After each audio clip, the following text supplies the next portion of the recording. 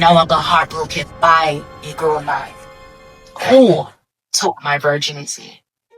Yeah, it was very, very painful because it's not like somebody who took your virginity. That's different. It hits different. That's like someone who took your innocence. So I had that attachment to him in that sense. So of course I was hurt. When I tell you, hurt. I thought that when I had the first heartbreak with the boy that was within my age group, I thought that was painful. You know? It was when I experienced it. I remember walking away like in tears.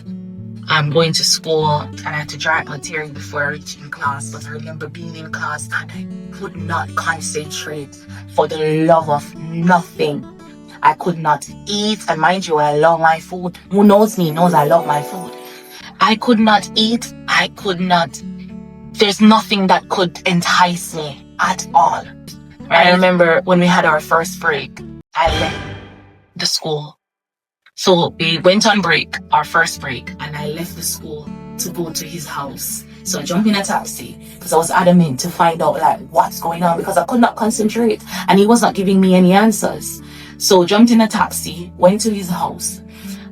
When I went to his house, I saw his car parked up and I was worried because I was wondering what am I gonna go in and see or what will happen. Nonetheless, I did not care. I just wanted to understand why he was acting so hostile towards me and what had happened. Mind you, he knew why already, but I could not understand, but he was not explaining that to me. Anyways, went in, knocked on his door, he opened and he was like, "What are you doing here?" And I said, "What do you mean, what am I doing here?" And he said, I told you I don't want to see you no more. I can't see you no more. Now I am in tears, snot all over my face. I could not stop crying. I was crying and I could not understand. And I said, just please explain to me why. And he's not speaking, he's not talking, he's just being hostile. Just go. Mind somebody sees you in your uniform in my house before you let me get into trouble. You know, please go. And of course, as I got older, I got to understand why he did not want to see me again, but he could not explain that to me. It's because, of course, he understand that the game he was playing was a risk that he was taking, being with a minor in a sexual manner. And I couldn't understand at the time because my emotions was clouding my judgment. And of course, like, I need you, like, come on, like, I don't care. And I was thinking about that, not realizing that he had to protect himself. But I could say the way he gone about it was very, very hostile. But again, Jamaican men. Some, let me not categorize them in all of them the same. Some of Jamaican men, especially rude boys. And at the time, he was like a rude boy kind of guy, right? So there was no sitting me down. There was no talking to me in a understanding, empathetic manner. No, it was just hostility. Go, leave. You have to leave now. I can't see you no more. And of course, as I said, as I got older, I understood why. Still didn't get any explanation from him up until now, but nonetheless, I forgive him and we have moved on, of course. But let us continue. So now he was still angry, he was still hostile. He started choking me because he wanted me to get out of his house. So he started choking me and I said, "No, you're hurting me. I don't want to go, I don't want to leave." And he said, "You have to go, Shay, you have to go. You're going to put me in problem. I said, "Is it because, my dad come to scold me? And is it because my neighbor went and told my aunt and everyone else? Is it because of that? If it's that, it's already died down. Everybody's forgotten about it." So this is what I was trying to say to him, to try to convince him. Not realizing that there was something much more deeper. He just didn't want to go to prison because he realized, okay, the first time when we met, he almost got caught with me. Then the second time, again, even after months of us not getting caught, he realized, you know what, it's time to stop this game, because there's gonna be a time where he actually gets caught. So I think that's what, I know now, that's what he was operating from, but he just couldn't. I went onto the patio, so that's his veranda. And as I went on the patio, he came out and locked his door and then jumped in his car and drove away. And then I was standing there in tears, just heartbroken, and I couldn't move for a moment. And then I ended up saying, you know what, let me leave. I snapped out. Like, I said, let me go, because I had to go back to school before they dismissed school, because I had an older brother, my older brother that I lived with. He was going to the same high school as I was, of course, so we would have to reach back in the house at the same time. So I had to go back quickly before they dismissed school. So went back and everything was just normal, like I didn't left the school or anything. No one had any suspicions, nothing at all. I went to my class, to my phone. I think I had went back for lunch break, so it was lunch break now. And so I met up right in time for lunch break. So we were on lunch break, so it seems as if, okay, I didn't leave the school any at all. So who knew I left, like probably, I think it was one of my classmates at the time. So anyhow, I managed to get back into class. Of course, I could not concentrate for the whole time. It was just on my mind. I was crying every chance I get. I was sad, but I was crying to the point where everyone was seeing. I was like sobbing deep inside, because again, I could not let my emotions be seen. Because why are you crying?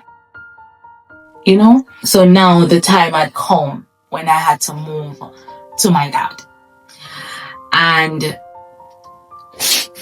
And of course, at that time, I had no choice. I had no other choice. I had to move. So of course, once I moved, I now was living with his woman at the time, which was my stepmom, but they're no longer together. And as well as my two younger siblings that are not so young anymore. They are all grown up now, and they live in America. Hey girls. I remember being in my bed, and at the time my dad was on tour. So he would, of course, so my stepmom at the time would now oversee me, as well as obviously my two younger sisters, who are her daughters, would be there as well. So my dad was on tour. We were at the house, and I remember I was in bed sleeping because it was nighttime, and she said to my dad on the phone, I heard it vividly, and she said, I don't want she to come here and corrupt my daughters. And of course, that shattered my heart in the already million pieces that my heart was already shattered in from being heartbroken by the guy who took my innocence. It broke a million more pieces hearing that, because now I was thinking, am I such a monster? What occurred then was, I thought, does everyone see me as this monster that would literally try to infiltrate their daughters to do something that they're not supposed to do? Mind you, it's not like I was acting out of place. I was always acting innocent. I've never acted like I was a grown adult or past my place like some of these young girls do these days, because they're being touched by grown men or boys or whatever. But me, I was always innocent. I acted like my age, but knowing that I was doing things that I was not supposed to be doing, right? That made me, after hearing all of that, I started crying in my bed. I lied in my bed, and I feel teary because every time when I remember it brought tears, because, like, come on, I was already going through my moments. But anyways, yeah, sorry.